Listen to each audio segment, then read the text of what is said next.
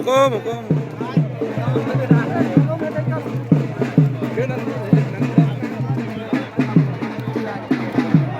बोलो महाराणा प्रताप की जय।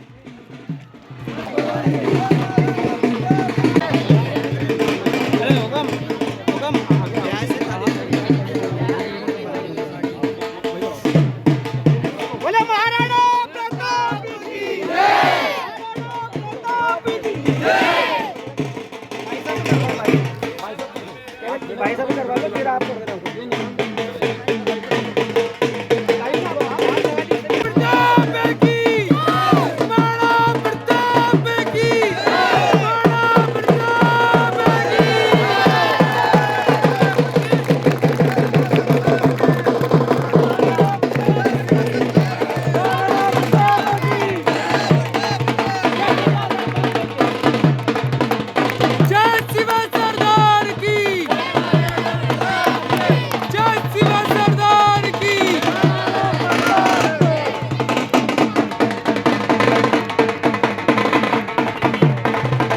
महाराणा प्रताप की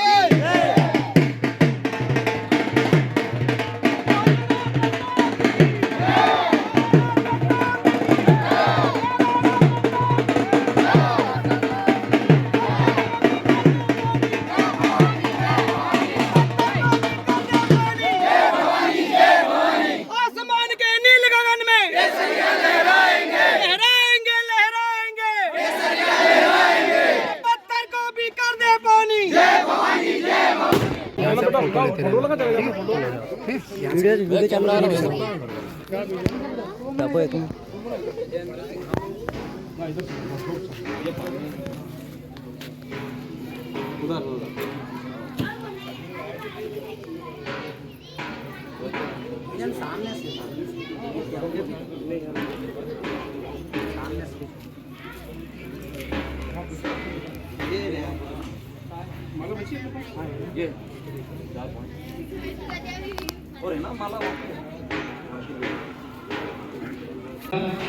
हमारे महाराणा प्रताप की मां भवानी के छाया चित्र पर माल्यार्पण कर उनका पूजन करेंगे।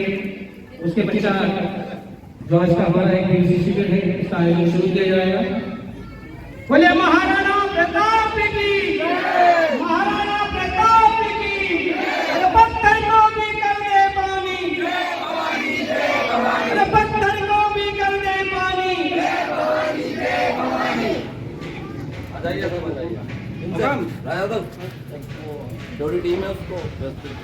ठिकाना ढोडी से हमारे जो जितने भी राजपूत सरदार हैं हमारे बना हुकुम है वो पधार चुके हैं।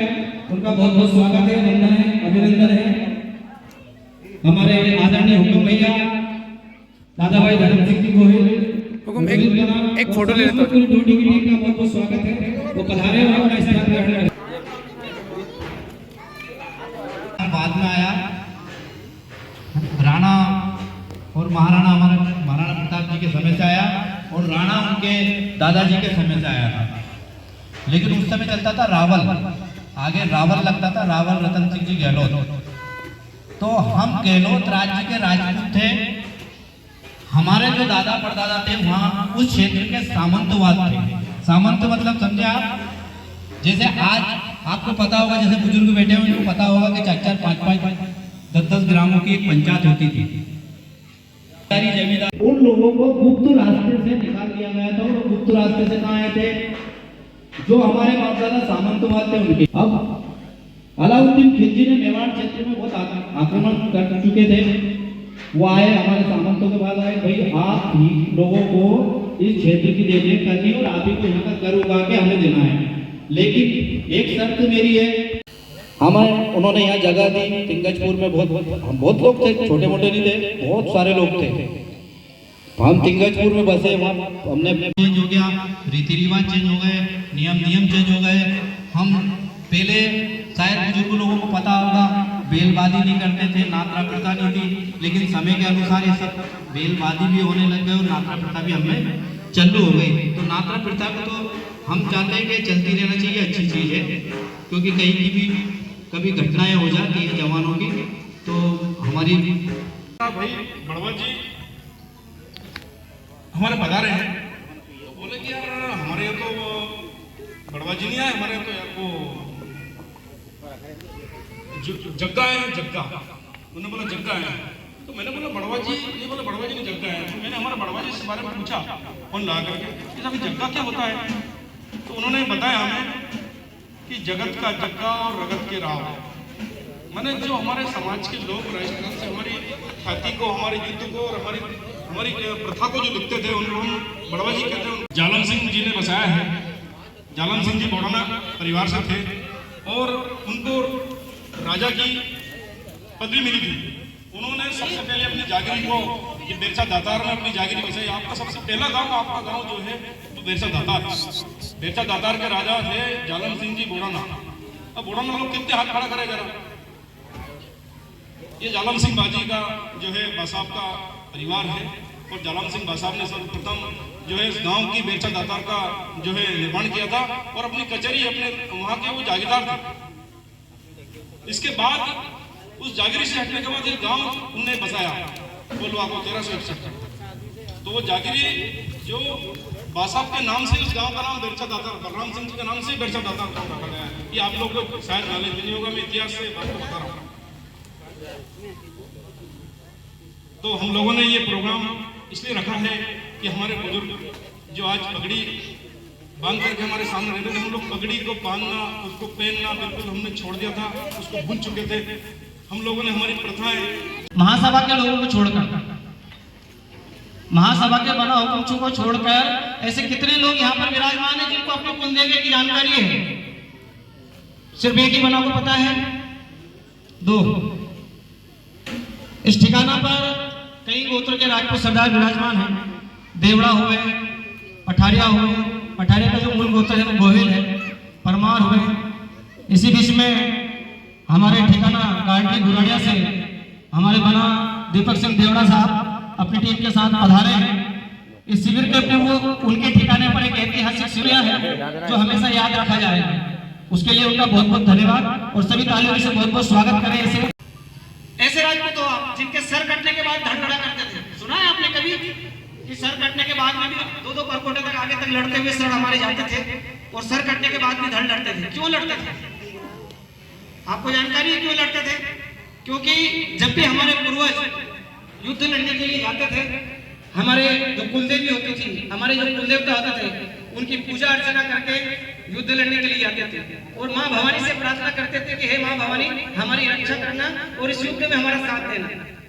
तो जब हमारे पूर्वज युद्ध लड़ने के लिए उस युद्ध भूमि में रण में उतरते थे, जब सर कट जाता था तो हमारी जो कुलदेवी होती थी वो उनके शरीर के अंदर वास करती थी और कुलदेवियां ही वो युद्ध लड़ती थी। और उस कुलदेवी को उस धड़ को लड़ने के लिए, शांत करने के लिए समाज मुगलों द्वारा एक चाल चलाई गई, वो थी मदिरा का छिड़काव। आपने मुझे इस लायक समझा कि मैं इस मंच पर बोल सकूं, क्योंकि एक प्रशिक्षण शिविर है और प्रशिक्षण शिविर का मेरे सभी वरिष्ठों को जय माता जी की पुनः अर्ज करता हूँ और माता शक्ति के चरणों में नमन करता हूँ। जैसा कि आप सभी को राजपूताना इतिहास की काफ़ी जानकारियाँ हमारे साथियों ने, हमारे वरिष्ठों ने प्रदान की है, उसी कड़ी में मैं आपको मूल अस्तित्व की जानकारी देना चाहता हूँ। सभी ने हमारे पूर्वजों के बारे में अलग अलग सब तरीके जी की। मैं दीपक सिंह परिहार टीका कला से। हमारे पूर्वज माथे कटवाए हैं, हमें माथे कटवाने की कोई सबको लिखो, जितने बेटा सबको लिखो। इस बात में बहुत गहराई है। यहाँ पर बहुत सारे लोग और भी आ सकते थे इस ठिकाने से और अन्य ठिकाने से, लेकिन किसी को पानी फेरना है तो किसी को कहीं और जाना है। सो आवश्यकता यह है कि आपको माथे कटवाने नहीं, माथे गिरवाने हैं। जब भी कहीं पर समाज का अगर कार्यक्रम हो तो आप उसका हिस्सा तन मन धन से सपोर्ट करें, वही आपके लिए सबसे बड़ा बलिदान। लास्टली एक स्टोरी आपको सुनाना चाहूंगा कि एक समय एक जंगल में बहुत ही भीषण जंगल, पशु पक्षी निकल के भाग रहे थे, छोड़ो जंगल में आग लग गई है, आग लग गई है। लेकिन एक नन्ही सी चिड़िया एक तालाब से पानी को अपनी चोंच में भरती और जंगल की भीषण आग में डाल रही थी। ये चीजें एक बंदर ने देखी और उसकी हंसी मजाक उड़ाने लगी, कह रही हो नन्ही सी चिड़िया तेरी इस बूंद पानी की बूंद इस चोंच से जो पानी तो इस भीषण आग में डाल रही है, इस पानी की बूंदों से इस जंगल की भीषण आग नहीं बुझने वाली। लेकिन वो चिड़िया उसको बहुत अच्छा जवाब देती है कि इसी जंगल ने हमें पाला है, पोसा है, इतना बड़ा किया है, लेकिन जब जब इस जंगल का इतिहास लिखा जाएगा तो मेरा नाम इस जंगल में आग लगाने वालों में नहीं, आग बुझाने वालों में आएगा। आप सभी आदरणीय दाताओं को बना से यही रिक्वेस्ट करना चाहता हूँ कि जब भी कोई सामाजिक कोई कार्य हो तो आप अपना माथा मत कटवाइए, अपना माथा गिनवाइए, वहां अपनी उपस्थिति दीजिए ताकि हम आगे से ऐसे बड़े कार्य कर सके। हमारे संगठन का ये उद्देश्य कि जो हमारे 450 ठिकाने हैं वहां पर हम बोर्ड लोकार्पण करेंगे, वहां जाके 1 दिवसीय राजपूत संस्कार शिविर का ऑर्गेनाइजेशन करेंगे। और साथ ही हमारा एक संकल्प और है जो आज मैं मन से बोलना चाहता हूं कि अगर आप लोगों का सहयोग रहा तन मन और धन से तो हम बहुत ही जल्दी श्री छत्तीस राजस्थान राजपूत महासभा का गुरुकुल भी खोलेंगे, जहां पर जो लोग कमजोर वर्ग से हैं उनको निःशुल्क शिक्षा प्रदान करेंगे। जय माता जी की, जय रघुनाथ जी की। आप सभी को जय रघुनाथ जी की। यहाँ सबसे बुजुर्ग व्यक्ति कौन है? दादा, आप में से कौन बुजुर्ग है? आप भाई नानी जी। आपने कभी पहले चाचा चाची सबको बोला था क्या? कब से शुरू किया ये आपने? नई पीढ़ी नहीं, नई पीढ़ी सिर्फ चाचा चाची लगाती है। आपके परिवार में पहले से ही काकी साहब, काकी जी, माँ जी, तो ये सब हम क्यों भूल रहे हैं?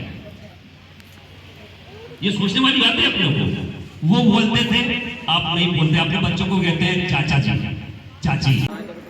सभी राजपूत सरदारों के चरणों में नमन।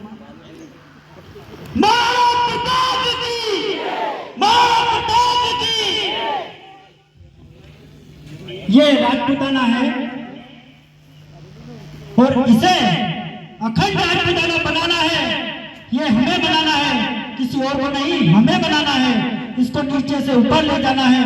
ये हमें छोटा है कार्यक्रम, अभी बहुत बड़े बड़े कार्यक्रम करे हैं हमने, पर ये कार्यक्रम कुछ ही सालों में यहाँ पर बहुत भव्य और ऐतिहासिक रहेगा। ये आप लोग सब जान लेना और लिख लेना।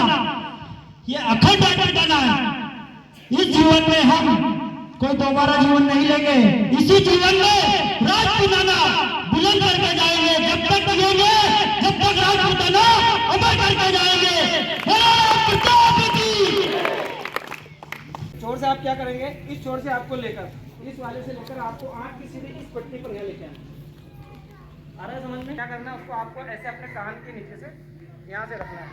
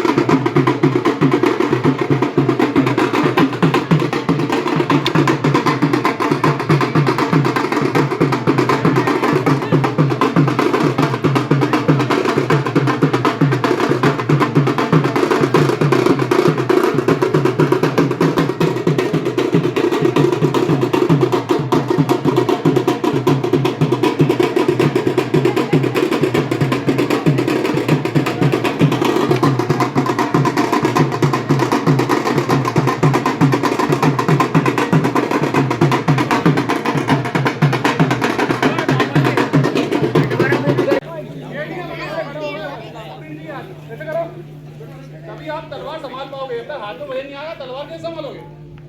ये आई